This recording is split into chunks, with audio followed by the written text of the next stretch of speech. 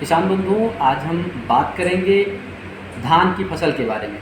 देखिए, धान की फसल रोपाई होने वाली है अभी, और रोपाई करते समय बहुत सारे किसान बंधु हमारे सोचते हैं कि हम खरपतवार नियंत्रण कैसे करें, उसमें कौन से उर्वरक का प्रयोग करें, कौन सी दवाओं का प्रयोग करें।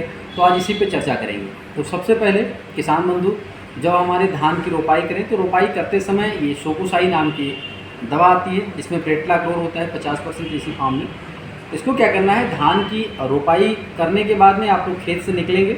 निकलने के तुरंत बाद जो है, इसको आप अपने खेत में जिसमें रोपाई कर चुके हैं उसमें पानी के ऊपर इसका स्प्रे कर देना है। फोलियर स्प्रे एक टंकी में या फिर इसी में छेद करके जितने में आप पूरा कर सकें खेत में डाल देंगे तो ये पानी के ऊपर एक सतह बना लेगा, एक लेयर बना लेगा।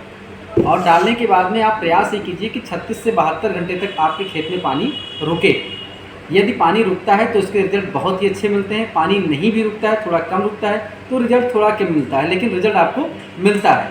तो ये उस समय क्या है कि आपके खरपतवार का नियंत्रण कर देता है और खरपतवार आप में बहुत ही कम या ना के बराबर उगते हैं। तो एक तो हो गया खरपतवार नियंत्रण के बाद में। उसके बाद में ऐसे किसान बंधु जिन लोगों ने रोपाई के समय दवा का प्रयोग नहीं किया है, तो वो लोग आपका बिस्पायरिक सोडियम 10% के फॉर्म में आती है।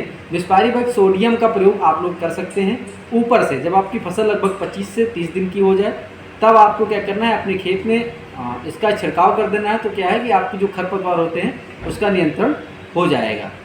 तो ये तो हो गया खरपतवार नियंत्रण के बारे में। इसके बाद में क्या है, धान में एक समस्या आती है रस चूसक कीटों का, या भुनगा लगते हैं या गंधी लगती है, इन सब चीज़ का समस्या आती है। तो उसके लिए आप लोग किसान बंधु इफ्को की ये इसोगासी है जिसमें इंडाक्लोरोपिड पाया जाता है, इसका प्रयोग आप लोग, ये 100 ml का है और ये 1 एकड़ के लिए पर्याप्त होता है। इसका आप लोग फोलियर स्प्रे में प्रयोग कर सकते हैं और आप अपने फसल को कीटों से बचा सकते हैं।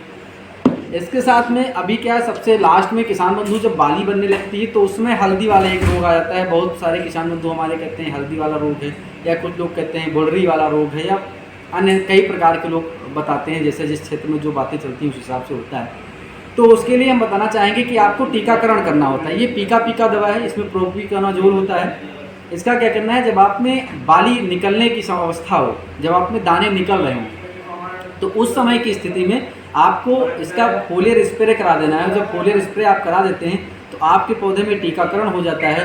तो आप में क्या है कि वो जो हल्दी वाला रोग होता है वो बिल्कुल भी नहीं लगता है। तो आप किसान बंधु अगर इन दवाओं का प्रयोग कर लेते हैं तो आपके धान का उत्पादन अच्छा होता है। दूसरा क्या है कि आप में रोग का प्रबंधन हो जाता है, कीट का प्रबंधन हो जाता है, या फफूंद का प्रबंधन हो जाता है। तो किसान बंधु, आपकी फसल यदि अच्छी लेनी है तो इन दवाओं का प्रयोग आप लोग ज़रूर से ज़रूर करें। आगे की जानकारी के लिए बने रहें खेत की बात। खेत पर बहुत बहुत धन्यवाद। नमस्कार।